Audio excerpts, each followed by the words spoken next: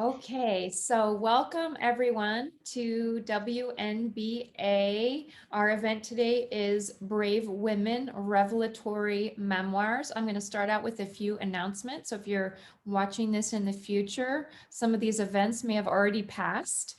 And right now I'm going to talk a little bit about joining WNBA San Francisco chapter and or renewing if you are already a member. Many of us have renewed, but just in case you're joining, you're not sure if you've renewed or not, feel free to even type in the chat because I can check if you are renewed and let you know what your status is. We do a renewal drive every year between just kind of towards the end of summer through fall, and it ends in the end of December. And that's because of we're a national organization. So when you join with a lot of national benefits. I'm going to highlight one today, which many of our members do not even know about. And that is that when you are a member, and if you are an author, you can send your book, 2 copies of your book, to the Boston Public Library, where we have an archive of all the books that have been sent in from women all over the country that are members of our organization through our 100 years. We're 100 years old. There's an archive of our books at the Boston Public Library. And if you would like your book to be in circulation at the Boston Public Library, you can send an extra copy. And then you can tell all your friends in Boston, go check out my book at the Boston Public Library. So some of the upcoming events, you do not need to be a member to go to our events, but there are, again, many benefits to being a member.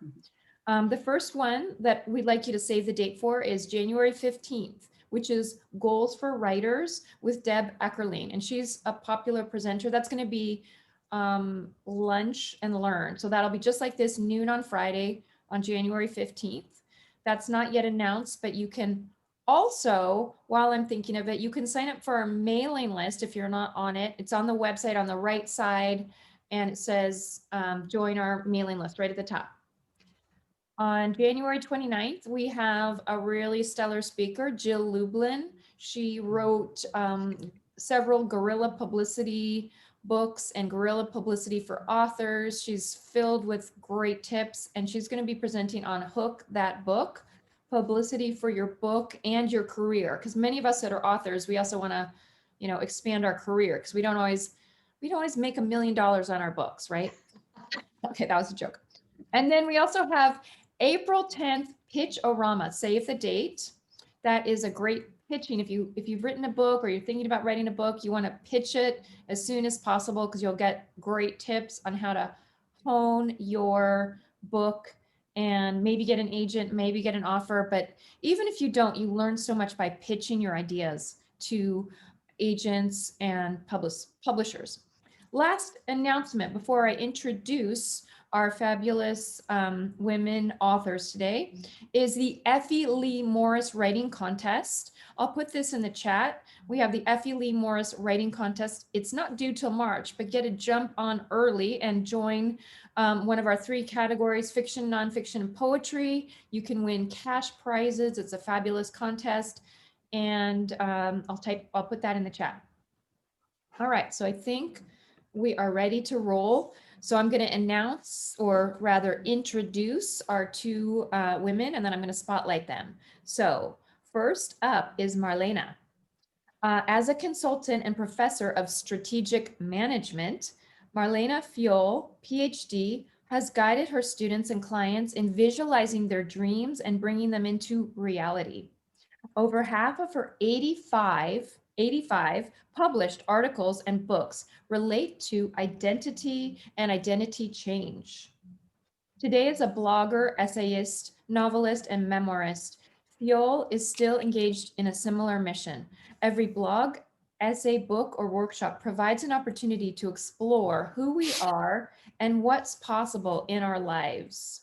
Her new book, Nothing Bad Between Us, a Mennonite missionary's daughter finds healing in her brokenness, to be released by Mango. It's released already.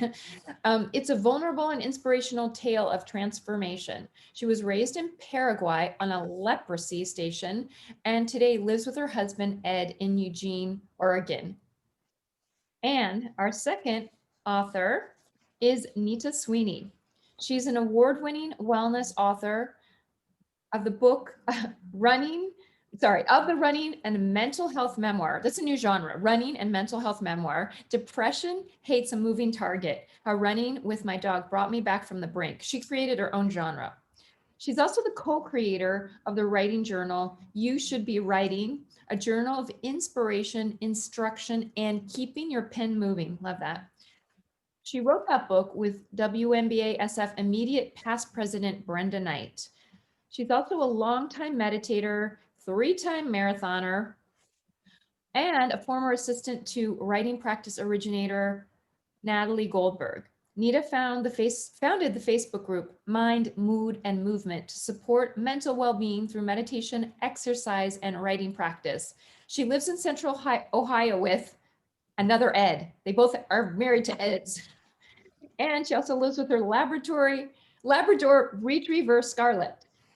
And she's got a mailing list, and I think you can sign up on her website. Maybe she'll put it in the chat. So I'm going to highlight these two fabulous authors, and I am going to let them, oops, that wasn't right. I'm going to let them take it away. I'm going to get myself out. Okay, thank you. There we are. Thanks, Elise. I appreciate the introductions, and I'm actually going to go first. We're kind of going to interview each other, just go back and forth, very casual here. Marlena and I, through getting to know each other, have found we have a lot in common, and it sort of feels like I found a long lost sister and getting to know her, which has just been fabulous. So I'm looking forward to not just the Eds in our no, not at all. I mean, the Eds is like the bonus, so that's so funny. And our Eds are the same age, which we won't say what that is, but they're both the same age, which is very funny too. So yeah, so Marlena, as we talk about, you know, these revelatory memoirs, and specifically your fabulous book, Nothing Bad Between Us, which I thoroughly enjoyed. Why don't you talk to us a little bit about what your life's challenges were, and you know, kind of where this all started. Yeah, absolutely. So yeah, this Nothing Bad Between Us is a memoir that begins with scenes from my childhood growing up on a leprosy station that my hero doctor dad, Mennonite strict father, founded in Paraguay, South America. He founded it the year I was born.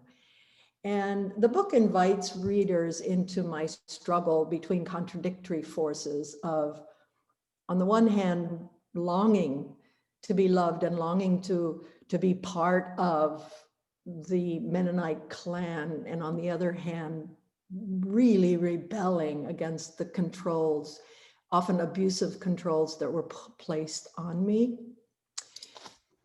And the rebelliousness, not surprisingly, led to further abuse and led to me being publicly shamed and humiliated in front of my entire church congregation and rejected by my father. So these are, this is a setting that's probably unfamiliar to you, but my guess is it's a set of forces, a struggle that is not totally unfamiliar. I didn't heal fast. It took me quite a long time. I'm still on the healing path. But as a youth, I escaped from Paraguay and came to the United States. I was 19. And the thing about escaping is that we never really escape our own shame. So I brought it along with me. It was a good friend and stayed with me, and I continued to make very bad choices out of that shame. And finally, I was married. I had a wonderful marriage, couple of kids, and when that fell apart, broke, I was on the floor in a suicidal heap. And that was really where I hit rock bottom. And that was where I figured out that I needed some other way to cope in life. These patterns were becoming so very self-destructive. My book is not about flailing against those who I thought hurt me. I was flawed, my father was flawed, my church was flawed. It's a book about imperfect people moving along a very bumpy road toward healing.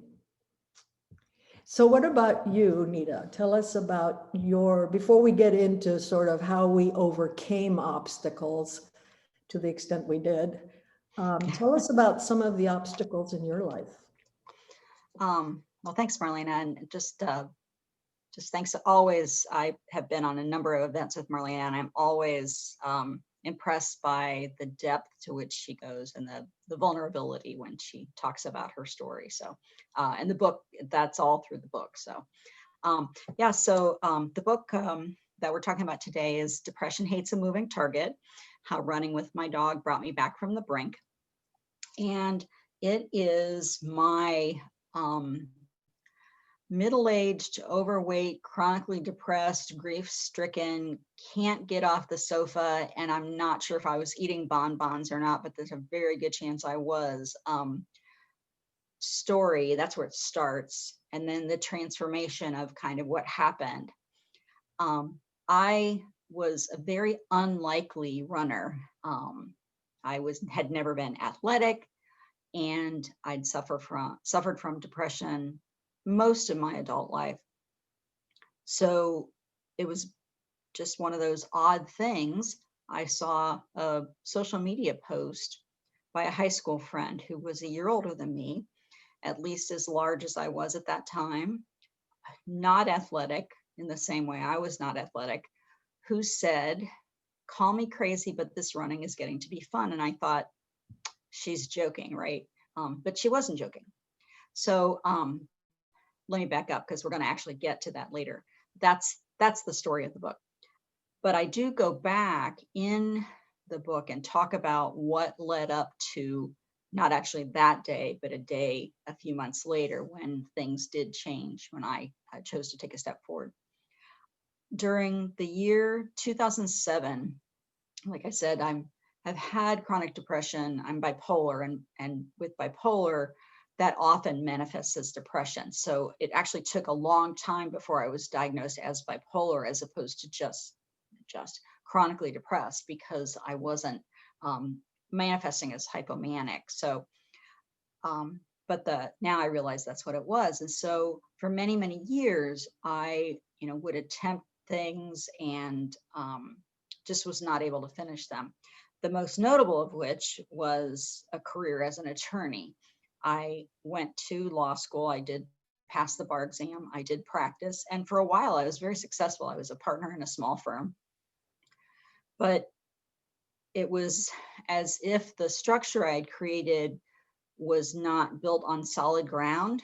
And at the time, in the early 90s, there was still a lot of stigma about medication and even therapy in my family. So I didn't get a lot of the help that I might have needed until it was almost too late, and I came very close to committing suicide and was hospitalized. So for many years, really almost 30 years now, after that, I would try to write. I would try to, I had a couple of side jobs, things like that, and I just could never quite pull that together. And so in 2007, on top of that whole layer of kind of chronic depression and grief, we call it the year everybody died. So it started with my niece, who had been sick. She was 24 and she had cancer. Jamie, I say her name, Jamie. And she died of cancer in February. And then sometime in the late spring or early summer, a good friend of my husband's died. In August, his father died. In September, my niece's father died, who my sister and he had been divorced, but he was still my niece's father. He died. In October, my niece's cat died. In November, my mother's best friend died. And in December, my mother died.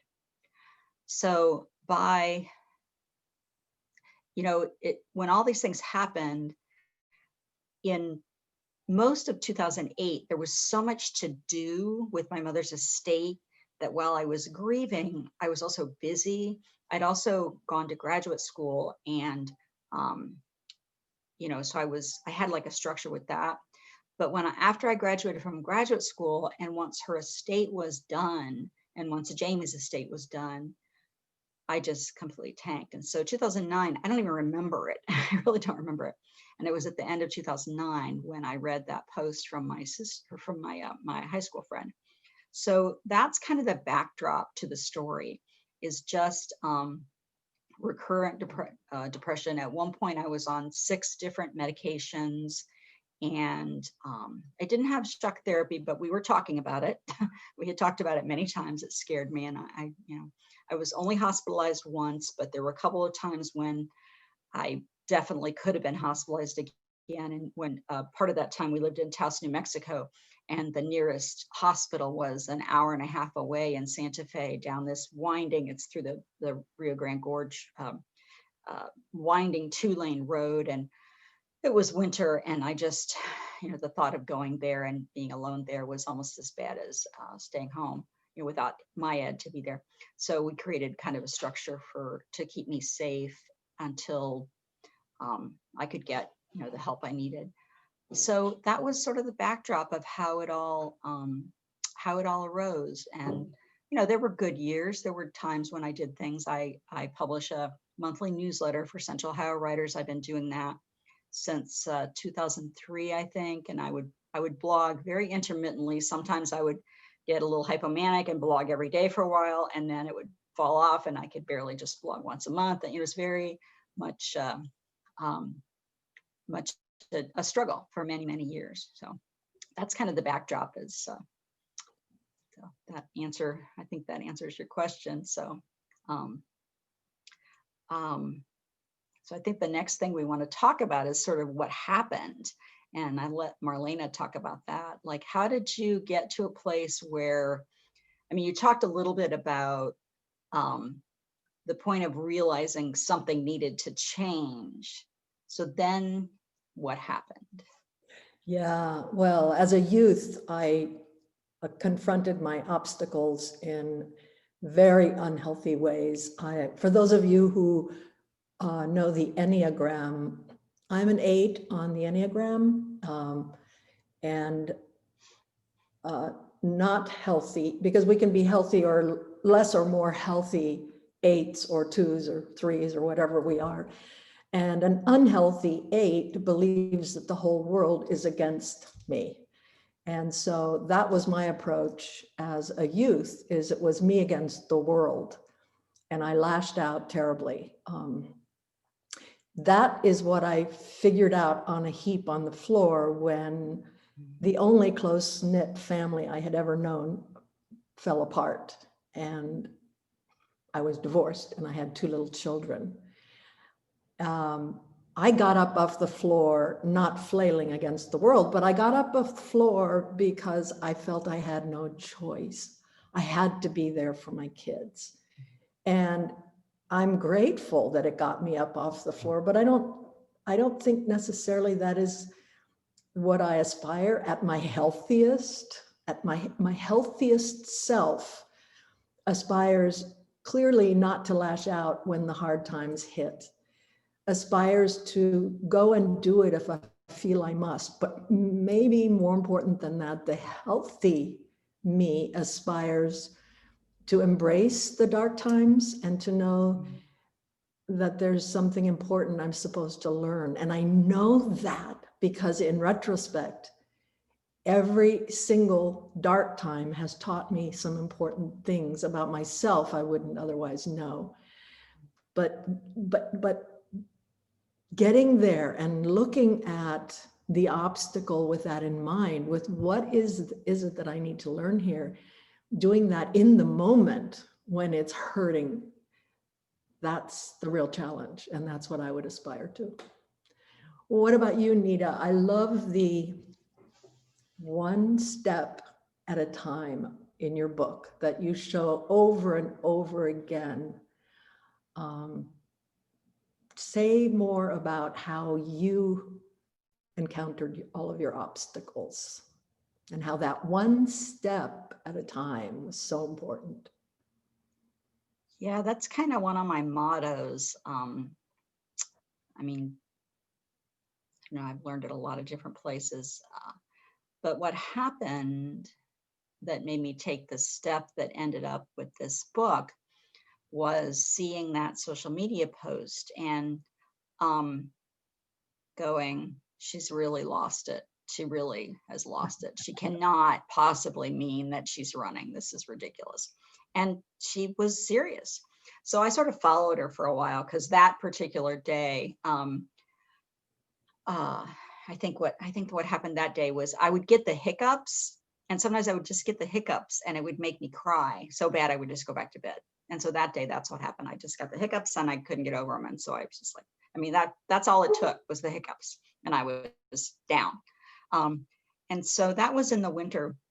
And then in Central Ohio, we have the hard winters. Like right now, there's snow on the ground here, and it's quite lovely, but it's cold. And in the spring, the flowers will start to bloom, and they'll often come up through the snow. So we get these little snowdrops, these little white, little bell-shaped flowers, and we get crocuses, little purple bulbs that pop up, and they'll just be right there in the snow.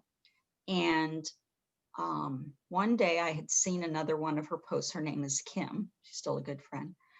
And I'd seen another one of her posts, and I happened to just look out the window, and the crocuses had popped up. And it was one of those shifts that I'm not sure I can completely explain, a bit maybe like what Marlena was saying, where, world feels like it's crumbled, you're kind of on the floor, and something just shifts inside. And now it's interesting because people ask me, especially they'll ask about other people, like a sister, a brother, whatever, children and parents. And I don't quite know what to tell them, because it's a shift that I'm not completely sure we can bring on in someone else. I mean, I can't tell you how many people had said to me, you might want to start exercising. And I would just look at them and like they were crazy. So for some reason, this particular day, I thought, if she can do it, I can do it. So that's the thing for me that made the shift. And I put on this insane assortment of clothing, which, was like pink sweatpants and this old gray sweatshirt. And I just didn't have any clothes. And my sneakers may have had Velcro, I forget, but they weren't, running gear, which is what I have now. And I picked up a digital kitchen timer. I don't have one here, which usually I have one of those little plastic kitchen timers, because the running plan said to jog for 60 seconds. I was so happy it said jog. I don't think if it had said run, I would have tried it. And then I leashed up the dog as a decoy. I often walk with the dog. And so I thought, okay, so the neighbors, who I was sure were going to laugh at me, most of whom were at work because I live in this little suburban neighborhood, I thought they'll just think I'm walking the dog. This will be okay. Paranoia runs deep. So down we went into this secluded ravine, and I set that little timer for 60 seconds. And I stood there for a long time until, the dog started sniffing around, and finally he looked up at me. His name was Morgan. And he looked up at me like, Mom, we're just standing in the woods. What's going on here? And I took that as my cue, and I jogged for 60 seconds. And I don't know why that 60 seconds made such a big difference, but it was about choosing to step into it. So, Marlena talked about that one step. That was my one step, just clicking go, clicking start on that timer and moving forward. And, it wasn't magic like that day, all the problems were solved and everything changed. But over time, with the structure of a plan, that particular interval training plan, and then eventually the support of other people, I wound up running a 5K, which I didn't intend to. I never would have if it hadn't been my sister that had bugged me, because there was a race for research, for money to do research for the type of cancer that my niece had died from. And, I told her when my sister emailed me and said, there's this race. And I said, oh, no, I'm a private runner, So it took me a while to kind of get over myself. And Yeah, but ultimately what happened was all those pieces came together, and my mood lifted, and my stamina increased, and my focus increased. And again, very slowly, very gradually, this happened over a very long period of time, um, because I had never been able to finish many of the projects I'd started. Had tried before to get a book published, was unsuccessful.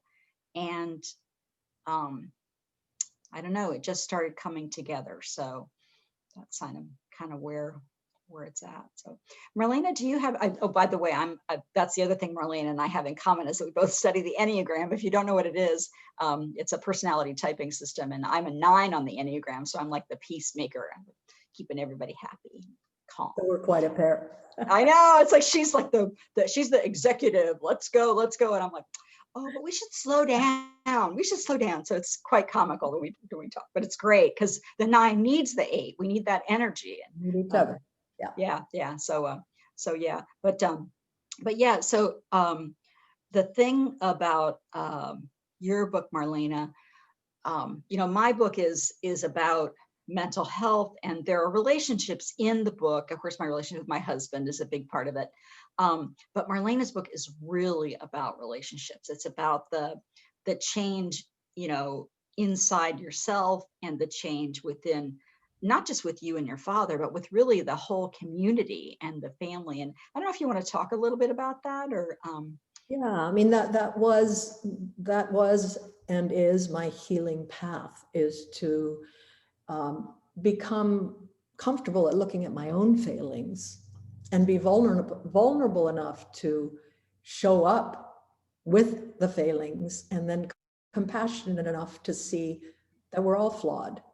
And like Nita's path, my path was a long time in coming. I mean, it was 20 years after I was banned from participating in my Mennonite church when I was a teenager. It wasn't until 20 years later that I was actually fully able to stand up for the first time in front of a Mennonite congregation. And it was the event of my parents' 45th wedding anniversary. And my father asked me to be the MC, which was terrifying for me.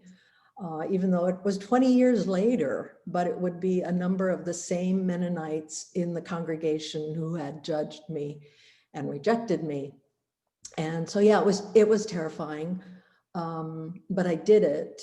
And that was a really important moment when I realized that standing up vulnerably, showing up vulnerably with all of our failings, is actually a very powerful thing to do in terms of my own healing and my own compassion for others along the way. And so, yes, it was a very, very long journey, and it continues. But it was after that event that my father and I, in our native Low German, said to each other, "Do es nicht zwischen uns." And what that means is, "There is nothing bad between us," became the title of the book. Yeah. And we're also, we promised also to talk a bit about writing, sort of sharing all of this in writing. So Nita, would you maybe start us off there? What prompted you to write this book? What prompted you to show us those vulnerable parts of yourself? Well, I have been doing writing practice, which is some people could call it journaling. It's kind of like morning pages, but I studied with a woman named Natalie Goldberg, who, if you're not familiar with her probably most famous book of the 17 she's written is called Writing Down the Bones. And she's a Zen practitioner. And she took the structure of meditation and applied it to writing. So these are timed intervals. And, in meditation, you have a focus, often the breath or a body sensation. It might be a mantra. Well, in writing practice, you have either a topic or just the movement of your hand, that repetition. And in both practices, you're studying the mind. And I was trained to be vulnerable on the page. studying with her. And then for 10 years, I was her assistant also. And so that actually was the easier part. The part that's hardest for me is the revision, the making sense of the story, the making it so that somebody else can understand it. And that's why I went to MFA school, to learn. I wish I could find, if anybody finds this, I saw a quote somewhere, not my quote, but I have it written on a Post-it and I didn't write down who it was, that to be a good writer, you have to do two things. One, you have to write well, which to me, that's part of the vulnerability, but also craft. But you also have to know how to tell a story. And so I knew how to be, to let it rip on the page. And I've had so much therapy and I've been in groups and I've been, that's not the hard part for me. The part that was hard for me was stepping back and figuring out, where is the story in this? And I read Vivian Gornick's The Situation in the Story, a great book about how to write memoir, where she talks about, we have kind of like the facts of the situation, but then there's this meaning that you have to edit it so that comes through. And that was the struggle for me. The vulnerability wasn't, which is very interesting because I teach writing classes. And I get that question a lot, like, because I talk about things like peeing my pants. I talk about, all kinds of stuff in this book. And that was just what happened. I'm a middle-aged runner. And if you don't run, you'll find, if you hang around runners that are talking about running much, you'll find out that they talk a lot about bodily functions. And so I was like sort of used to that. So, I write about all that kind of stuff, but especially about the emotions, the depression and the suicidal ideation. That part came a lot easier to me. But it is interesting because now that it's out in the world, I realize that it was pretty gutsy. And I didn't really think about it as much at the time, again, because I was just used to kind of putting it on the page. So yeah. And what prompted me to write this book was that it was the next one in line. So I've written 11 full-length manuscripts, but they're in, crazy states of disarray. And this was the one that felt like, this was actually the second one. The first one is a memoir about my dad and I that hasn't been published yet. But this was the second one where I felt like I had figured out the bigger story, the universal story, the story that other people could relate to, as opposed to me just writing about, oh, the dog and I ran through the woods again. Oh, the dog and I ran, that kind of thing. So yeah, that's what made it come out of my office and into the world, if that helps. So what about you, Marlena? How did you, your story is amazing. So there's kind of no surprise that it would be important enough, but for you personally, because you have, and if you don't know, well, Elise read the bio, but Marlena has this whole professional business career that it's a different mindset than writing memoir, completely different. I'm sure there's a lot of heart in it, but it's still a different. Totally. Yeah. Yeah. Okay. So yeah. So where why did the Titanic turn here? Well, not the Titanic, but yeah, I the think ship. You may know this, Nita, but I'm not even for sure that you do. But in 2011, I studied with Natalie Goldberg, and she's the one who got me started being vulnerable on the page. I don't know if you even remember that. I told you this. Yes, I'm sure you did. And oh my gosh, so that's like number 307 thing that Marlena and I have in common. Wow. This is just, yeah. So putting myself vulnerably on the page, it was important to me. It was important for my own mental health. And at first, only a few very trusted people saw what I wrote. I began to be told over and over again, you need to write more. We want to hear more of your story. By the time I wrote the book, I guess sort of like what you're saying, Nita, it became more of what parts of the story can be an inspiration for readers. The book is,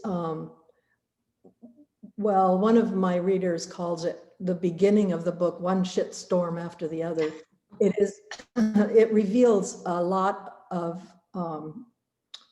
not pretty and things I am not proud of. And so, yes, was it brave to put out there? Yes. But here's the thing. I looked up what bravery, how it's defined. And the dictionary I looked at said it's facing unpleasant conditions without fear. Without fear. And I'm going to tell you that my experience of being brave is not at all about facing unpleasant situations without fear. I would say for me, it's facing them despite the fear, because it was scary as hell putting all this stuff out there. But I also think, and this is what kept me going in putting it out there, is vulnerability is also a path to my own healing. I think vulnerability is the antidote to shame. I told you about the shame that I carried for so many years. About shame is different than guilt, right? It's about who I am. It's my beliefs about I'm a bad person. And I carried that for many, many, many years. It's a hidden secret. The secrecy sort of allows shame to keep doing its dirty work in our lives. When those secrets are exposed, when I become more vulnerable, my belief is that opens me up to healing. It opens me up to more compassion for myself and for others. And so that's really much more important than the fear, is that I see the healing that comes from it. But fear there is, yes, absolutely. Still, I have relatives who won't speak to me. Is that scary? Yeah. But I also have to believe that, yes, they are concerned for the path that I took when I was young. But I also have to believe that this reflects some of who they are, right? How we perceive what someone else writes is partly about the person writing, and I think it's partly also about the person who's reading it. And so, yeah, it's facing it despite the fear. Yeah, the author reader relationship, it's always a conversation, even if you never meet the person reading the work. And especially when you look at, I've gotten some fabulous reviews and I've gotten some really cruddy reviews, and I just know that there are people that will get what I'm trying to do with the book, will understand me, whether they relate specifically or not. There'll be some residents, and then there'll be people that just can't go there for whatever reason. And there's nothing wrong with that. But to have family members not speak to you, that's pretty powerful. And I admire you for continuing to show up, even though that that's happening. And it just goes to the power of your, the message that's in the book and who you are, of being able to just continue to show up. I like what you said about the healing too, because I think for me, the writing of it has been so much of the process. I didn't expect to have people start asking me how to help them with their mental health. I've always seen myself as a writing teacher, or somebody who teaches Natalie's writing practice techniques. And the questions I get now are about running, but also questions like, my son is bipolar. I don't know what to do. He's in trouble. What do I do? And just listening to people. And I didn't see that role coming at all. I didn't see. And for me, that's actually been much more scary than anything I put in the book. So it's interesting how authorship and putting things out in the world, it can be surprising. We don't always know where the twists and turns are going to be. So fear often comes from the unknown, right? And it's an ancient sensation in our body, is to protect us, the threats to our life. And any more other than COVID, the stuff we fear is not really threats to our life. We fear rejection, we fear abandonment, we fear judgment. And when we can work our way through those fears, we can get it, that it's an opportunity. I mean, what you're facing now in this new role as wellness author, you know, stepping through that fear and grasping that opportunity is fabulous. Yeah, but it's the unknown. Thank It's the you. unknown Yeah. that we're often afraid of. Yeah. Well, that, and for me, it's a lot of imposter syndrome. You know, I mean, I have a law degree, I have a journalism degree, I have a master's in creative writing. I'm not a therapist. I'm not a, you know, I have no mental health training. I took a lot of psychology classes because I was interested. And so there's kind of a fine line of making sure I'm careful to say this is some place for a professional, but sometimes they just need you. People just need to be heard. And that's been comforting to me, that I don't have to be an expert. I can share my experience, and that's enough. They just need my experience. So I'm thinking too, in terms of writing, if we have people in the audience who are interested in writing memoir, I mean, I think that's if you have the expertise and can turn the memoir into some kind of, you know, in the back of my book, and I know there's some in the back of Marlena's book where we step back from our own story and talk about kind of some additional information, resources, things like that. So if you can do that, that makes it more marketable, more, you know, interesting. But the story itself that's what draws people in. They want to know, they want to identify, they want to say, I've been there. This person gets me. And that's, you know, that's the real power of memoir to me. Yeah, it's the stories that can heal. It's, yes. Yeah. Telling the story and listening to the stories. Yeah. Mm-hmm. Right. Yeah, it has been a healing process for me too. So, let's see, we're at quarter of. Do we have any questions here in the chat? Let's see. Yes, we I know, do. Elise, what do you think? Sure. I don't know. What do you think, Marlena? Do we have more conversation, or what? If you have any other questions, I don't know. I don't want to cut Marlena off. So I have 3 questions. Okay. And there may be more. So the first one is from Tri-Valley Writers. She may have a name, or how did you manage to finish? This one was for Nita, but I'm sure you both could answer it. How did you manage to finish your memoir and get it published? Well, I had a lot of help. I had other people reading passages, especially my Ed. He has read every single version from the very crappy first draft all the way to the day that, you know, you get your author copies a couple weeks usually before the book actually comes out. And I had been away when the author copies came. I came home, opened them, and then had to leave again. And I came back and he's sitting on the sofa reading the actual book that he's already read, like, you know, 20 times. I'm like, didn't you already read that book? He's like, yeah, but I have to read the book. So, so that I had a lot of help. But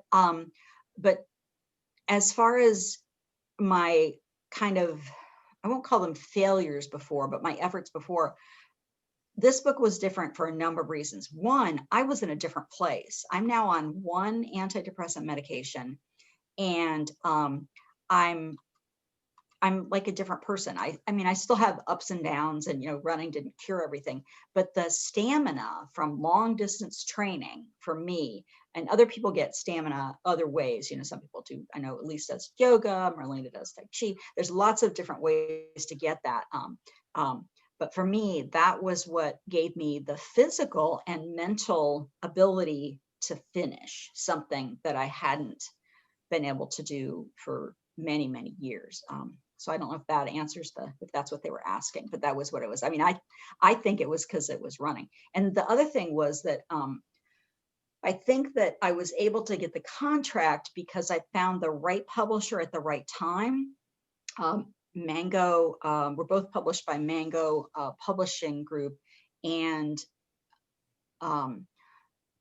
mental health especially was sort of coming into the fore where it hadn't really been before. And so my book hit the memoir market, which is always a popular market, but then also that mental health angle. and then angle, and then mango was growing, growing, growing. So it was like all these things. I was ready because I had the stamina to finish the book. Mango was ready because it was looking to, to expand and grab new titles. The world was ready because it was suddenly talking about mental health a lot more than it had been before. So My story is really not that different, so very similar, and we have the same publisher, and so I think I would just add, or maybe Nita said it, I would reiterate it. It's stamina, but it's belief in yourself and in your story. Let me leave it at that, but I think that's tremendously important. Yeah, I don't know if I said it that well, Marlena, but yeah, it was like the right story at the right time. And I was the right person to tell my story. And it's like, there's so many things that have to come together. At least that's just what it looks like in hindsight. Okay. Great question, thank you. The next question is from Benita. She says, it took a lot of courage to do a memoir and share yourself, as you guys both talked about. And then her question has kind of, to me, to do with faith. Like, how did you know there was going to be a market? So maybe that leap of faith that we do as authors.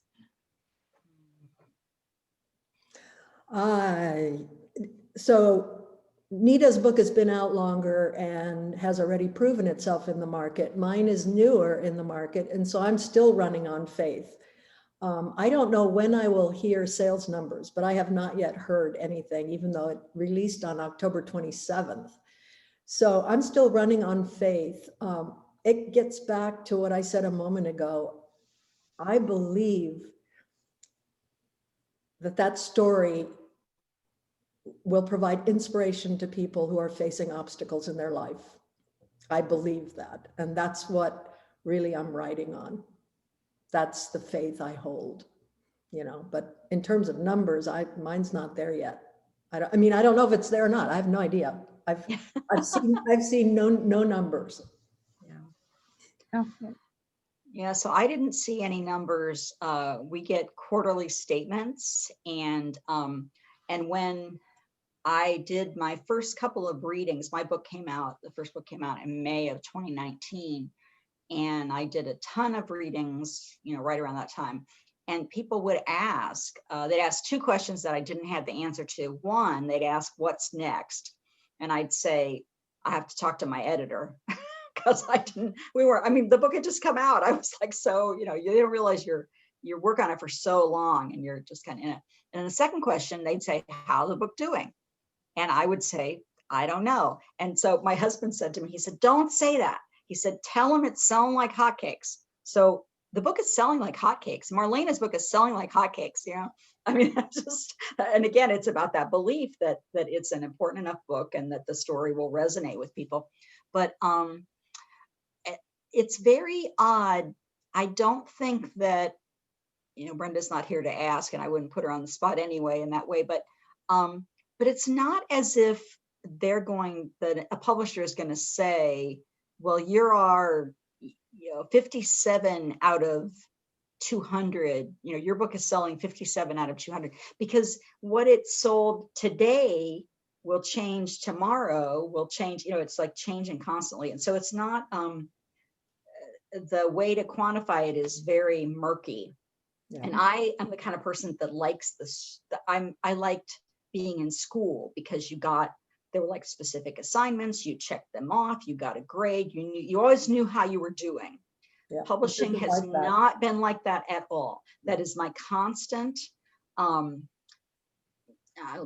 battle with myself, is just reminding myself that you just show up, do your part, and trust that it's going to happen. I'm always looking for opportunities to promote, to partner. That's just what my life is right now. And then, trying to take the time to also work on another possible book. So, yeah. Okay, the third question. The third question is from Olivia, who says, I'm an Enneagram 7 and find your vulnerabilities in your works to be so admirable. really an inspiration to express oneself emotionally so fully. Thank you for sharing your stories, Heart. At which life moment did you decide to put it all out there with the courage to complete the books? Almost like you had that moment that you described, Nita, so beautifully when you decided to run. Was there a moment, or was it, do you remember a moment? That's how I interpret the question. Or both of you. Yeah, but I just, Nita had talked about that moment. You know, sometimes we have a pivotal moment, or was there a pivotal moment? I would say that my moment was a pretty personal one. We were sitting in our living room, and my husband, Ed, was sitting across from me, and I read what is now the first scene in the book where I am banned from participating in my church. I'm standing in front of the congregation, and he sat across the room from me and he was sobbing. And he said, "You must write this book." There were lots of bumpy times after that, but I would say that's the moment when I realized this is a book. This is no longer just me journaling or me putting, I published a lot of essays along the way. This is not an essay, this is a book. That was my moment. Yeah, I don't, oh, that's like so powerful, Marlene. I just, we're so lucky to have these men. We really are. I mean, our Eds are both very similar. I had been trying to shape things into books for so long. I'm trying to think when I knew this was a book. It was probably, I can't tell you a moment, but a trend happened where people I knew would say things to me like, "Did you get a haircut?" Or "Is something going on in therapy?" They didn't know I was running necessarily. And I had been, writing a lot of the details down. This was very early in the running process. And I got this inkling that maybe there was a story about a middle-aged woman who takes up running. So that was how this started for me. And it started with just like, Couch to 5K, middle-aged Couch to 5K. The book has had 10,000 titles. My favorite title that didn't make the cut was 26 Point Freakin' 2. Yeah, but it's not the title that I ultimately came up with is the best title. But as I revised the book, I just wrote about this actually, I think on Marlena's blog. I thought I was writing a book about a middle-aged woman who takes up running, loses weight, all that kind of stuff, has fun in the group, starts, dressing in costumes at races, things like that. But ultimately in the revision process, I think it may have been when I was talking to a woman I hired to do some developmental edits. It just dawned on me that what I was writing was about a woman who was trying to save her life. And that's when the story came together for me, because I had all this running stuff, and there's still a lot of running stuff in the book. I mean, it is a running and mental health memoir, which actually, at least there is a genre. There are other books about that. If anybody's interested, there are other books that have that genre, but that's when it came together for me. And then I was able to start fleshing the mental health part out, and the story really started coming together. So it was more like that.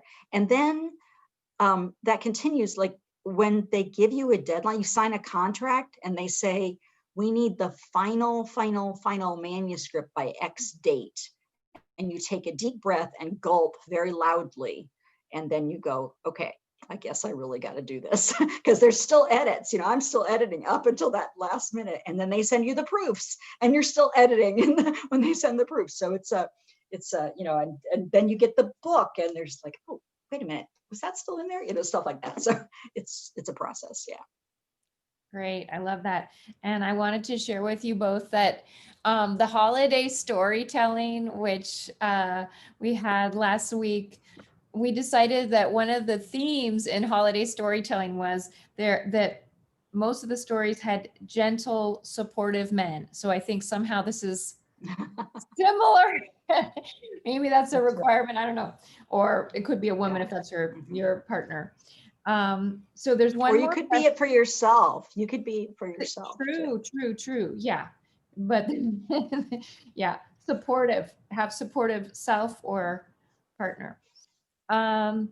So the last question is from Adrian Dancer, which is, what is the best venue to get published? I don't know if she means a publisher or self-published. And if you feel free to unmute yourself if there's anything else that you want to add to that, Adrian. That's a very large question for 1 minute to 1 o'clock. It so depends on the purpose. I would just say bottom line, depends on the purpose of why you're writing it. If it's to get it published quickly and make more money, then I think self-publishing is the way to go. It's a very complicated and large question. I will leave it at that. Nita, do you want to add something to that? No, I think that's an excellent answer. Is that, it depends. For me, it was wanting the book to have been vetted by a traditional publisher. I have all the resources to self-publish. I have a lot of information about it. I was almost ready to self-publish because I pitched 108 agents, 132 publishers, and entered 30 contests to get one book. So yeah, that's what it took for me. And yeah, so thanks for the question though. Okay, I think that wraps everything up. Is there any, guys are going to say your final word, so go for it. I'll just say my latest motto is dream big and make your goals so tiny that you can't fail. And I'll say that dark times can be a gift. And if we can really show up and look and ask, what is there to learn, rather than this too shall pass, that is my deepest hope and desire.